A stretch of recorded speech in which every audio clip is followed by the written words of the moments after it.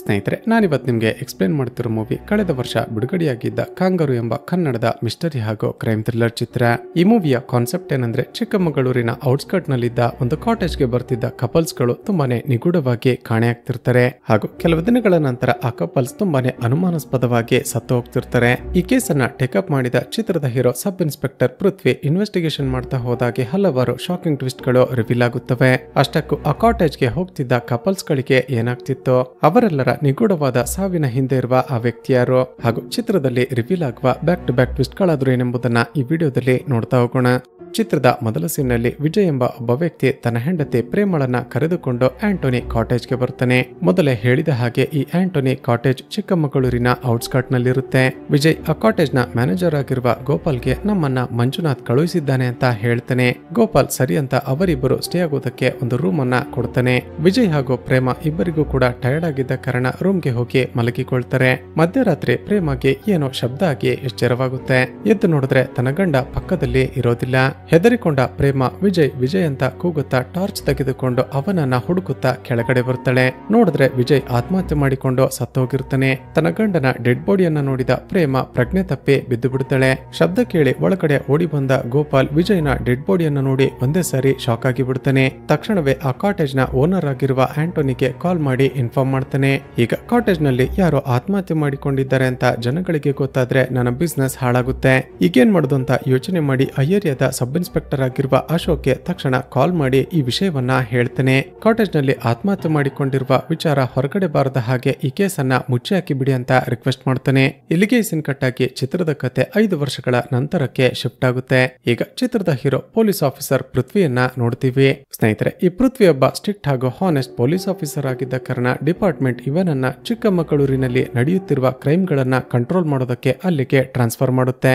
ಇವನ ಹೆಂಡತಿ ಮೇಘನ ಪ್ರೆಗ್ನೆಂಟ್ ಆಗಿದ್ದ ಕಾರಣ ದಯವಿಟ್ಟು ನನಗೆ ಟ್ರಾನ್ಸ್ಫರ್ ಮಾಡಬೇಡಿ ಅಂತ ಹೈಯರ್ ಆಫೀಸರ್ ಬಳಿ ಬಂದು ರಿಕ್ವೆಸ್ಟ್ ಮಾಡ್ತಾನೆ. ಆದ್ರೆ ಕಮಿಷನರ್ ಮಾತ್ರ ಐಜಿ ಅವರು ನಿನ್ನನ್ನೇ ಚಿಕ್ಕಮಗಳೂರಿಗೆ ಪೋಸ್ಟ್ ಮಾಡಿ ಅಂತ ಹೇಳಿದ್ದಾರೆ, ನೀನು ಅಲ್ಲಿಗೆ ಹೋಗದೆ ಬೇರೆ ದಾರಿ ಇಲ್ಲ ಪೃಥ್ವಿ ಅಂತ ಹೇಳಿಬಿಡ್ತಾರೆ. ಸ್ನೇಹಿತರೆ, ಈ ಪೃಥ್ವಿಯ ಹೆಂಡತಿ ಮೇಘನ ಒಬ್ಬಳು ಸೈಕಿಯಾಟ್ರಿಸ್ಟ್ ಆಗಿರ್ತಾಳೆ. ಮೇಘನಗೂ ಕೂಡ ತನ್ನ ಅತ್ತೆ ಮಾವನನ್ನ ಬಿಟ್ಟು ಚಿಕ್ಕಮಗಳೂರಿಗೆ ಹೋಗೋದು ಇಷ್ಟ ಇರೋದಿಲ್ಲ.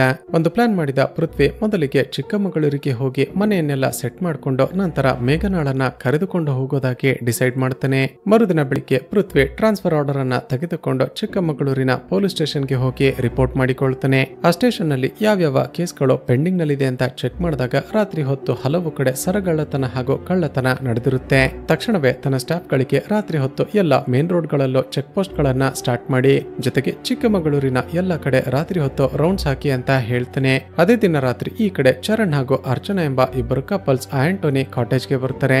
ಅವರು ಕೂಡ ಗೋಪಾಲ್ಗೆ ನಮ್ಮನ್ನ ಮಂಜುನಾಥ್ ಅವರು ಕಳುಹಿಸಿದ್ದಾರೆ ಅಂತ ಹೇಳ್ತಾರೆ. ಸರಿ ಅಂತ ಗೋಪಾಲ್ ಅವರ ಡೀಟೇಲ್ಸ್ ಗಳನ್ನ ಬರೆಸಿಕೊಂಡು ಅವರಿಗೂ ಒಂದು ರೂಮ್ ಕೊಡ್ತಾನೆ. ಮಧ್ಯರಾತ್ರಿ ಮಲಗಿಕೊಂಡಿದ್ದಾಗ ಅರ್ಚನಾಗೆ ಕೆಳಗಡೆಯಿಂದ ಏನೋ ವಿಚಿತ್ರವಾದ ಶಬ್ದ ಕೇಳಿಸುತ್ತೆ. ಹೆದರಿಕೊಂಡ ಇಬ್ಬರು ನಿಧಾನಕ್ಕೆ ಕೆಳಗಡೆ ಬಂದು ನೋಡಿದ್ರೆ ಶಾಕಿಂಗ್ಲಿ ಒಬ್ಬಳು ಮಹಿಳೆಯ ಆತ್ಮ ಪ್ರತ್ಯಕ್ಷ ಆಗಿಬಿಡುತ್ತೆ. ಒಂದೇ ಸರಿ ಗಾಬರಿಗೊಂಡ ಇಬ್ಬರು ಕಿರುಚುತ್ತಾ ತಕ್ಷಣವೇ ಆ ಕಾಟೇಜ್ ನಿಂದ ಹೊರಗಡೆ ಬರ್ತಾರೆ. ಇನ್ನೇನು ಅಲ್ಲಿಂದ ಕಾರ್ ನಲ್ಲಿ ಹೊರಟು ಬಿಡಬೇಕು ಅನ್ನುವಾಗ ನೈಟ್ ರೌಂಡ್ಸ್ಗೆ ಅಂತ ಬಂದಿದ್ದ ಪೃಥ್ವಿ ಇವರನ್ನ ನೋಡ್ತಾನೆ. ತಕ್ಷಣವೇ ಕಾರ್ ನಿಂದ ಕೆಳಗಡೆ ಇಳಿದು ಬಂದು ಯಾರ್ ನೀವು, ಇಷ್ಟೊತ್ತಲ್ಲಿ ಏನ್ ಮಾಡ್ತಿದ್ದೀರಾ ಅಂತ ವಿಚಾರಿಸ್ತಾನೆ. ಚರಣ್ ಹೆದರಿಕೊಳ್ತಲೆ, ಸರ್ ವೆಕೇಶನ್ಗೆ ಅಂತ ನಾವಿಬ್ರು ಈ ಕಾಟೇಜ್ಗೆ ಬಂದಿದ್ವಿ, ನೋಡಿದ್ರೆ ಈ ಕಾಟೇಜ್ ನ ಒಳಗಡೆ ಪ್ರೇತಾತ್ಮ ಇದೆ, ನಾವು ತಕ್ಷಣವೇ ಬೆಂಗಳೂರಿಗೆ ಹೊರಡ್ತಿದ್ದೀವಿ ಸರ್ ಅಂತ ಹೇಳ್ತಾನೆ.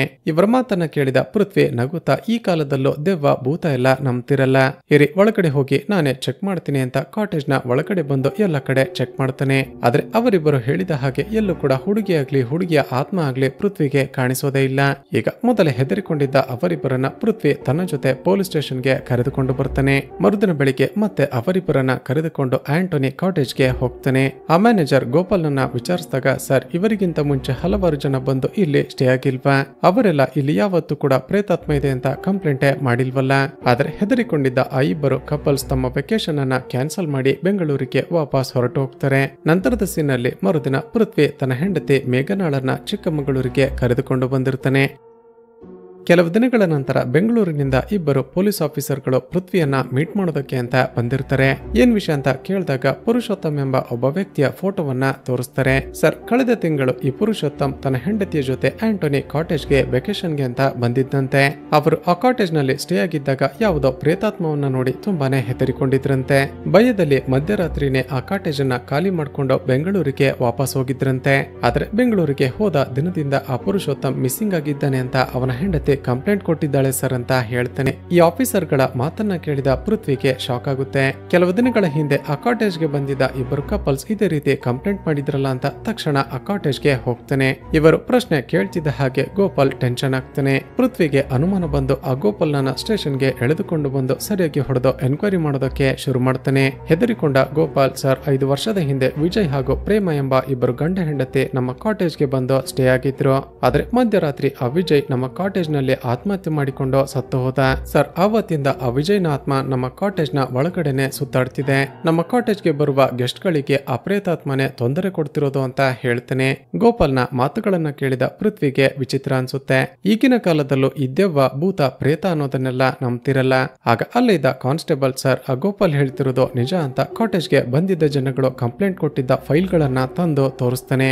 ಇಷ್ಟೆಲ್ಲ ಆಗ್ತಿದ್ರು ಕೂಡ ಆ ಕಾಟೇಜ್ ಆರಾಮಾಗಿ ರನ್ ಆಗ್ತಿದೆಯಲ್ಲ ಅಂತ ಚೆಕ್ ಮಾಡಿದಾಗ ಆ ಕಾಟೇಜ್ ನ ಓನರ್ ಆಂಟೋನಿ MLA ತಮ್ಮ ಅಂತ ಗೊತ್ತಾಗುತ್ತೆ. ಈಗ ಪೃಥ್ವಿ ಆ ಕಾಟೇಜ್ಗೆ ಬಂದು ಯಾರ್ಯಾರು ಹೆದರಿಕೊಂಡು ಓಡಿ ಹೋಗಿರ್ತಾರೋ ಅವರಲ್ಲಿ ಒಂದಷ್ಟು ಜನಗಳಿಗೆ ಕಾಲ್ ಮಾಡ್ತಾನೆ. ಸ್ನೇಹಿತರೆ, ಈಗ ರಿವೀಲ್ ಆಗುವ ಟ್ವಿಸ್ಟ್ ಏನ್ ಗೊತ್ತಾ? ಪೃಥ್ವಿ ಕಾಲ್ ಮಾಡಿದಾಗ ಆ ಕಾಟೇಜ್ಗೆ ಬಂದಿದ್ದ ಹುಡುಗ ಹುಡುಗಿಯ ಅಣ್ಣನೋ ತಮ್ಮನೋ ಫ್ರೆಂಡ್ಸೋ ಕಾಲನ್ನ ಪಿಕ್ ಮಾಡಿ ಅವರು ಆತ್ಮಹತ್ಯೆ ಮಾಡಿಕೊಂಡು ಸತ್ತೋಗಿದ್ದಾರೆ ಅಂತ ಹೇಳ್ತಾರೆ. ಇದನ್ನ ಕೇಳಿದ ಪೃಥ್ವಿ ಹಾಗೂ ಪೊಲೀಸ್ ಸ್ಟೇಷನ್ ನ ಸ್ಟಾಫ್ ಗಳು ಒಂದೇ ಸಾರಿ ಶಾಕ್ ಆಗಿ ಬಿಡ್ತಾರೆ. ತಕ್ಷಣವೇ ಪೃಥ್ವಿ ರೀಸೆಂಟ್ ಆಗಿ ಚರಣ್ ಹಾಗೂ ಅರ್ಚನಾ ಎಂಬ ಕಪಲ್ಸ್ ಆ ಕಾಟೇಜ್ಗೆ ಬಂದಿದ್ರಲ್ವಾ, ಚರಣ್ ನಂಬರ್ಗೆ ಕಾಲ್ ಮಾಡಿದ್ರೆ ಶಾಕಿಂಗ್ಲಿ ಆತ ಆತ್ಮಹತ್ಯೆ ಮಾಡಿಕೊಂಡು ಸತ್ತೋದ ಅಂತ ಗೊತ್ತಾಗುತ್ತೆ. ಇದನ್ನು ಕೇಳಿದ ಪೃಥ್ವಿಗೆ ಮತ್ತಷ್ಟು ಶಾಕ್ ಆಗುತ್ತೆ. ಈಗ ಪೃಥ್ವಿ 5 ವರ್ಷಗಳ ಹಿಂದೆ ವಿಜಯ್ ಎಂಬಾತ ತನ್ನ ಹೆಂಡತಿ ಜೊತೆ ಕಾಟೇಜ್ಗೆ ಬಂದು ಆತ್ಮಹತ್ಯೆ ಮಾಡಿಕೊಂಡು ಸತ್ತೋದ ಅಲ್ವಾ. ಅವನ ಫೈಲ್ ಅನ್ನ ತರಿಸಿಕೊಂಡು ಅವನ ಫೋಟೋವನ್ನ ಚೆಕ್ ಮಾಡಿದಾಗ ಒಂದೇ ಸಾರಿ ಶಾಕ್ ಆಗಿ ಬಿಡ್ತಾನೆ. ಸ್ನೇಹಿತರೆ, ಆತ್ಮಹತ್ಯೆ ಮಾಡಿಕೊಂಡ ಆ ವಿಜಯ್ ಬೇರೆ ಯಾರು ಅಲ್ಲ, ಆತ ಈ ಪೃಥ್ವಿಯ ಸ್ವಂತ ಅಣ್ಣನೇ. ಈಗ ಗೊತ್ತಾಗುವ ಮತ್ತೊಂದು ವಿಷಯವೇನೆಂದ್ರೆ, ವಿಜಯ್ ಆತ್ಮಹತ್ಯೆ ಮಾಡಿಕೊಂಡ ಕೆಲವೇ ದಿನಗಳ ನಂತರ ಅವನ ಹೆಂಡತಿ ಪ್ರೇಮ ಕೂಡ ಆತ್ಮಹತ್ಯೆ ಮಾಡಿಕೊಂಡು ಸತ್ತೋಗಿರ್ತಾಳೆ. ಸ್ನೇಹಿತರೆ, ಈ ಪೃಥ್ವಿ ಹಾಗೂ ಇವನ ಮನೆಯವರು ಏನಂದುಕೊಂಡಿರ್ತಾರೆ ಅಂದ್ರೆ, ವಿಜಯ್ಗೆ ಬಿಸ್ನೆಸ್ ನಲ್ಲಿ ತುಂಬಾನೇ ಲಾಸ್ ಆಗಿದ್ದ ಕಾರಣ ಆತ್ಮಹತ್ಯೆ ಮಾಡಿಕೊಂಡಿದ್ದಾನೆ ಅಂತ ಅಂದುಕೊಂಡಿರ್ತಾರೆ. ಆದ್ರೆ ಜನಗಳು ಹೇಳ್ತಿರೋದನ್ನ ನೋಡಿ ಪೃಥ್ವಿಗೀಗ ತಲೆ ಕೆಡುತ್ತೆ. ಇದರ ಹಿಂದೆ ಏನೋ ಮಿಸ್ಟ್ರಿ ಇದೆ ಅಂತ ಈ ಕೇಸನ್ನ ಮತ್ತಷ್ಟು ಸೀರಿಯಸ್ ಆಗಿ ಇನ್ವೆಸ್ಟಿಗೇಟ್ ಮಾಡೋದಕ್ಕೆ ಶುರು ಮಾಡ್ತಾನೆ. ತಕ್ಷಣವೇ ರೀಸೆಂಟ್ ಆಗಿ ಆ ಕಾಟೇಜ್ಗೆ ಬಂದಿದ್ದ ಆ ಚರಣ್ ಮನೆಗೆ ಹೋಗ್ತಾನೆ. ಚರಣ್ ತಂದೆ, ನನ್ನ ಮಗ ಕೆಲವು ದಿನಗಳ ಹಿಂದೆ ಒಂದು ಟ್ರಿಪ್ಗೆ ಅಂತ ಹೋಗಿದ್ದ. ವಾಪಸ್ ಬಂದ ನಂತರ ನೋಡಿದ್ರೆ ಆತ ಯಾವಾಗಲೂ ತುಂಬಾನೇ ಡಿಪ್ರೆಸ್ ಆಗಿರ್ತಿದ್ದ. ಸರ್, ನನ್ನ ಮಗನಿಗೆ ಇನ್ನೇನೋ ಮದುವೆ ಮಾಡ್ಬೇಕು ಅಂತ ಹುಡುಗಿಯನ್ನ ಹುಡುಕ್ತಿದ್ವಿ. ಆದ್ರೆ ಅಷ್ಟರಲ್ಲೇ ನನ್ನ ಮಗ ಆತ್ಮಹತ್ಯೆ ಮಾಡಿಕೊಂಡು ಬಿಟ್ಟ ಅಂತ ಹೇಳ್ತಾರೆ. ಚರಣ್ ತಂದೆಯ ಮಾತುಗಳನ್ನ ಕೇಳಿದ ಪೃಥ್ವಿಗೆ ಶಾಕ್ ಆಗುತ್ತೆ. ಸರ್, ಏನ್ ಹೇಳ್ತಿದ್ದೀರಾ? ನಿಮ್ಮ ಮಗನಿಗೆ ಮದುವೆ ಆಗಿಲ್ವಾ? ಅವನ ಹೆಂಡತಿ ಹೆಸರು ಅರ್ಚನಾ ಅಲ್ವಾ ಅಂತ ಕೇಳ್ತಾನೆ. ಅದಕ್ಕೆ ಚರಣ್ ತಂದೆ ಕೂಡ ಶಾಕ್ ಆಗಿ, ಸರ್ ನನ್ನ ಮಗನಿಗೆ ಮದುವೆನೇ ಆಗಿಲ್ಲ, ನೀವೆಲ್ಲ ಯಾವ ಅರ್ಚನಾ ಬಗ್ಗೆ ಹೇಳ್ತಿದ್ದೀರಾ, ನನ್ಗೆ ಗೊತ್ತೇ ಇಲ್ಲ ಅಂತ ಹೇಳ್ತಾನೆ. ತಕ್ಷಣವೇ ಹೊರಗಡೆ ಬಂದ ಪೃಥ್ವಿ ಅರ್ಚನಾಗೆ ಕಾಲ್ ಮಾಡಿ ವಿಚಾರಿಸ್ತಾನೆ. ಆಗ ಅರ್ಚನಾ, ಹೌದು ಸರ್, ನಮ್ಮಿಬ್ಬರಿಗೆ ಮದುವೆ ಆಗಿರ್ಲಿಲ್ಲ, ನಾವಿಬ್ರು ಲಿವಿಂಗ್ ರಿಲೇಶನ್ಶಿಪ್ ನಲ್ಲಿ ಇದ್ವಿ ಅಂತ ಒಪ್ಪಿಕೊಳ್ತಾಳೆ. ಸರಿ ಅಂತ ಪೃಥ್ವಿ ಕಾಲ್ ಅನ್ನ ಕಟ್ ಮಾಡಿ ಅರ್ಚನಾಳ ಮನೆಗೆ ಎನ್ಕ್ವೈರಿ ಮಾಡೋದಕ್ಕೆ ಅಂತ ಹೋಗಿ ನೋಡಿದ್ರೆ ಶಾಕಿಂಗ್ಲಿ ಆಕೆ ಕೂಡ ಆತ್ಮಹತ್ಯೆ ಮಾಡಿಕೊಂಡು ಸತ್ತೋಗಿರ್ತಾಳೆ.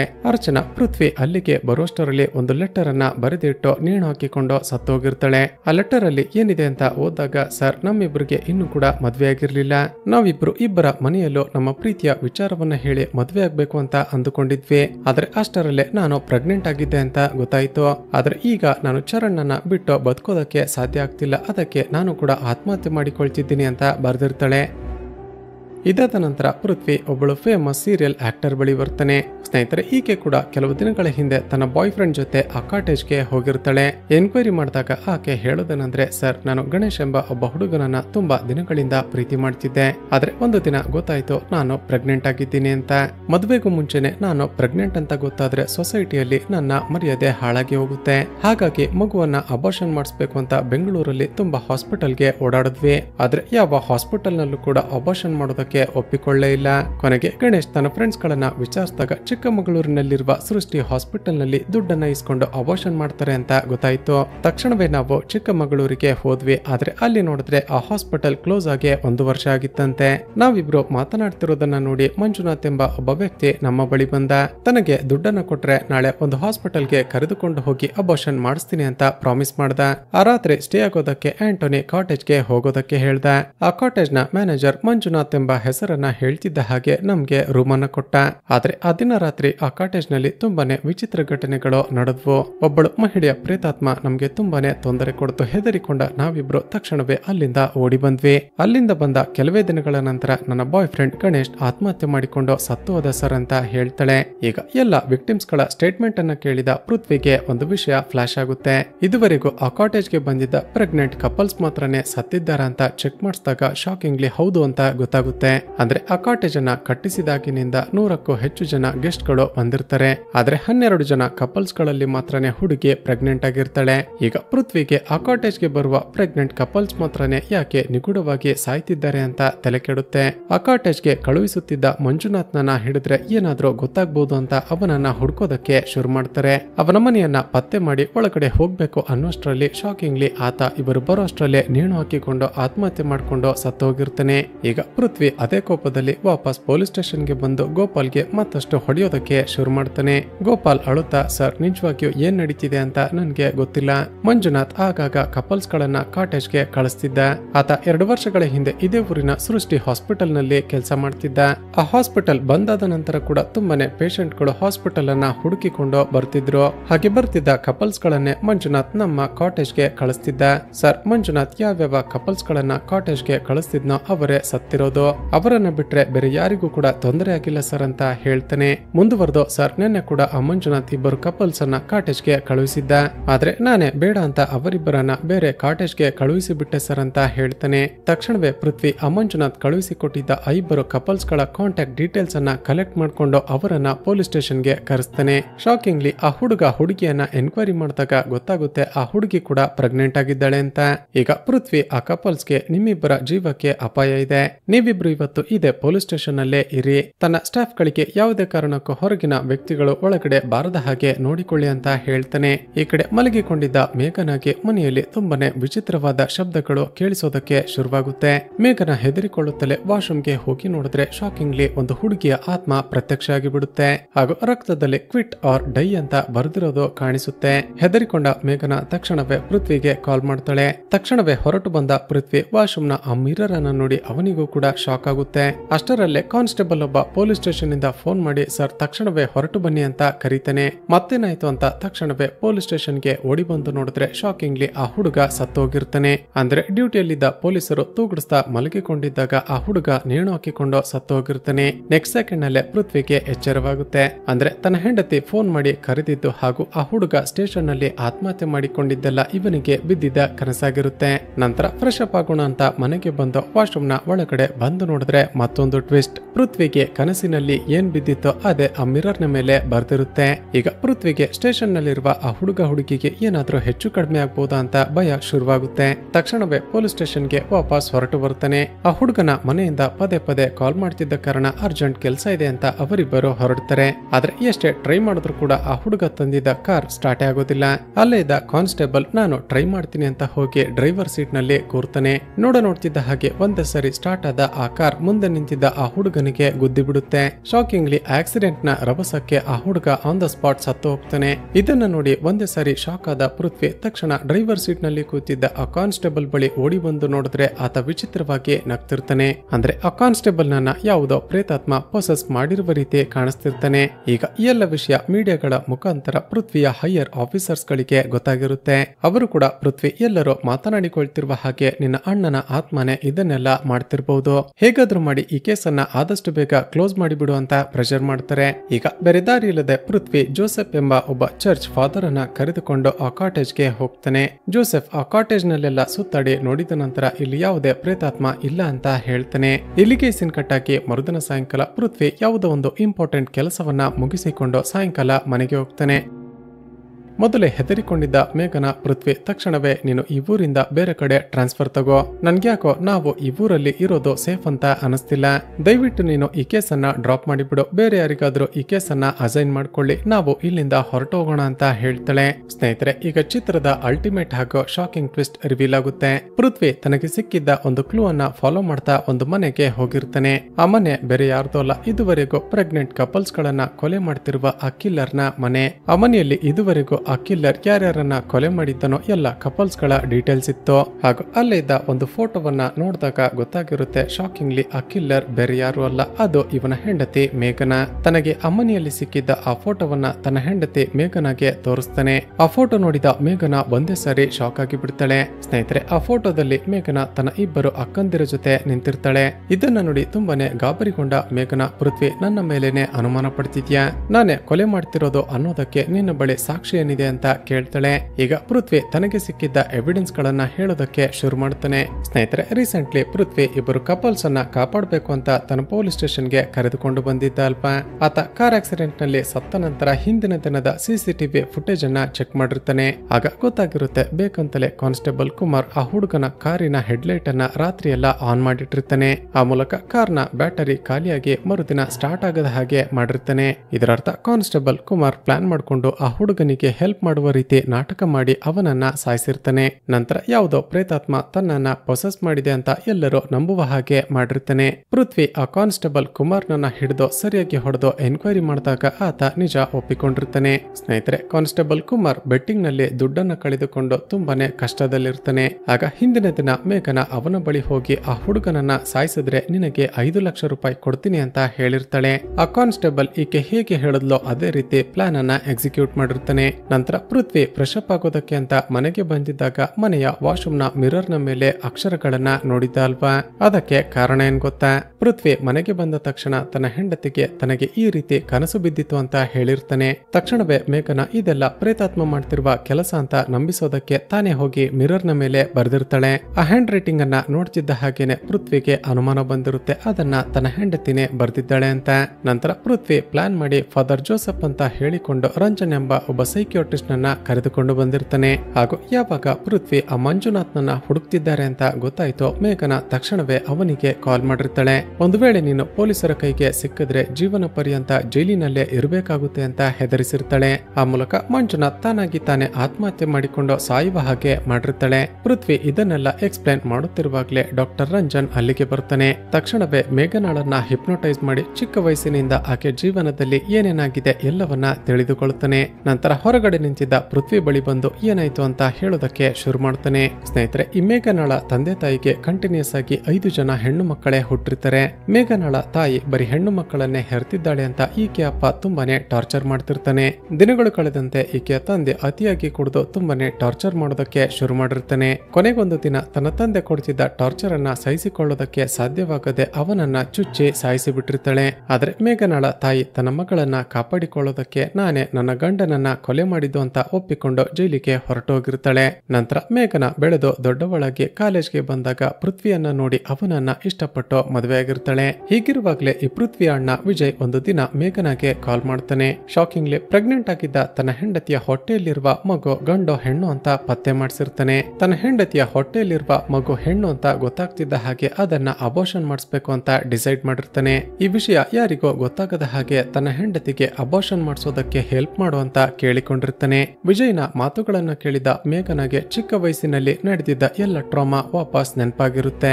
ಮೇಘನ ಎಷ್ಟೇ ಬೇಡ ಅಂದ್ರೂ ಕೂಡ ವಿಜಯ್ ಮತ್ತೆ ಮತ್ತೆ ಕಾಲ್ ಮಾಡಿ ಇದನ್ನೇ ಹೇಳ್ತಿರ್ತಾನೆ. ಕೊನೆಗೆ ವಿಜಯ್ಗೆ ಚಿಕ್ಕಮಗಳೂರಿನ ಸೃಷ್ಟಿ ಹಾಸ್ಪಿಟಲ್ ನಲ್ಲಿ ದುಡ್ಡನ್ನ ತೆಗೆದುಕೊಂಡು ಅಬೋಷನ್ ಮಾಡ್ತಾರೆ ಅಂತ ಗೊತ್ತಾಗಿರುತ್ತೆ. ತಕ್ಷಣವೇ ಮೇಘನ ವಿಜಯ್ನ ಹೆಂಡತಿ ಪ್ರೇಮಗೆ ಕಾಲ್ ಮಾಡಿ ಇದನ್ನೆಲ್ಲ ಇನ್ಫಾರ್ಮ್ ಮಾಡ್ತಾಳೆ. ನಿನ್ನ ಗಂಡ ನಿನ್ನ ಹೊಟ್ಟೆಯಲ್ಲಿರುವ ಮಗು ಹೆಣ್ಣು ಅಂತ ಗೊತ್ತಾಗ್ತಿದ್ದ ಹಾಗೆ ಅದನ್ನ ಅಬೋಷನ್ ಮಾಡಿಸ್ಬೇಕು ಅಂತ ಡಿಸೈಡ್ ಮಾಡಿದ್ದಾನೆ. ಹೇಳು, ನಿನಗೆ ನಿನ್ನ ಗಂಡ ಬೇಕಾ ಅಥವಾ ಹೊಟ್ಟೆಯಲ್ಲಿರುವ ಮಗು ಬೇಕಾ ಅಂತ ಕೇಳ್ತಾಳೆ. ತನ್ನ ಗಂಡ ಇಷ್ಟೊಂದು ಕೆಟ್ಟ ವ್ಯಕ್ತಿನ ಅಂತ ಗೊತ್ತಾಗಿ ಪ್ರೇಮ ನನಗೆ ನನ್ನ ಗಂಡನಿಗಿಂತ ಹೊಟ್ಟೆಯಲ್ಲಿರುವ ಮಗುನೇ ಇಂಪಾರ್ಟೆಂಟ್ ಅಂತ ಹೇಳಿಬಿಡ್ತಾಳೆ. ಸೊ ಅಂದಿನಿಂದಲೇ ಮೇಘನ ಪ್ರೇಮ ಜೊತೆ ಸೇರಿ ವಿಜಯನನ್ನ ಕೊಲೆ ಮಾಡೋದಕ್ಕೆ ಪ್ಲಾನ್ ಅನ್ನ ರೆಡಿ ಮಾಡ್ತಾಳೆ. ಇವರ ಪ್ಲಾನ್ ಪ್ರಕಾರನೇ ಪ್ರೇಮ ತನ್ನ ಗಂಡನನ್ನ ಕರೆದುಕೊಂಡು ಅಬೋಷನ್ ನ ಹಿಂದಿನ ದಿನ ಆಂಟೋನಿ ಕಾಟೇಜ್ಗೆ ಹೋಗಿರ್ತಾಳೆ.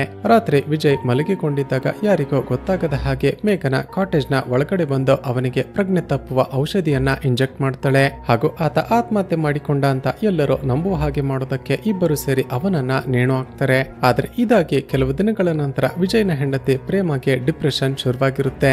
ನಾನೇ ನನ್ನ ಗಂಡನನ್ನ ಕೈಯಾರೆ ಕೊಲೆ ಮಾಡಿಬಿಟ್ನಲ್ಲ ಅಂತ ಅದೇ ಗಿಲ್ಟ್ ಫೀಲ್ ನಲ್ಲಿ ಆಕೆ ಕೂಡ ಆತ್ಮಹತ್ಯೆ ಮಾಡಿಕೊಂಡು ಸತ್ತು ಹೋಗ್ತಾಳೆ. ಮತ್ತೊಂದು ಕಡೆ ದಿನಗಳು ಕಳೆದಂತೆ ಮೇಘನಾಳಿಗೆ ಮೆಂಟಲ್ ಪ್ರಾಬ್ಲಮ್ ಶುರುವಾಗಿರುತ್ತೆ. ದಿನೇ ದಿನೇ ಹೊಟ್ಟೆಯಲ್ಲಿರುವ ಮಗುವನ್ನ ಅಬೋಷನ್ ಮಾಡಿಸೋದಕ್ಕೆ ಹೋಗೋರನ್ನ ಕೊಲೆ ಮಾಡೋದಾಗಿ ಡಿಸೈಡ್ ಮಾಡ್ತಾಳೆ. ಸಿಟಿಯಲ್ಲಿ ಯಾರ್ಯಾರು ಅಬೋಷನ್ ಮಾಡಿಸೋದಕ್ಕೆ ಟ್ರೈ ಮಾಡ್ತಿರ್ತಾರೋ ಅವರನ್ನ ಫೈಂಡ್ ಔಟ್ ಮಾಡಿ ಸೃಷ್ಟಿ ಹಾಸ್ಪಿಟಲ್ ನಲ್ಲಿ ಅಬೋಷನ್ ಮಾಡ್ತಾರೆ ಅಂತ ಅಲ್ಲಿಗೆ ಕಳಿಸ್ತಿರ್ತಾಳೆ.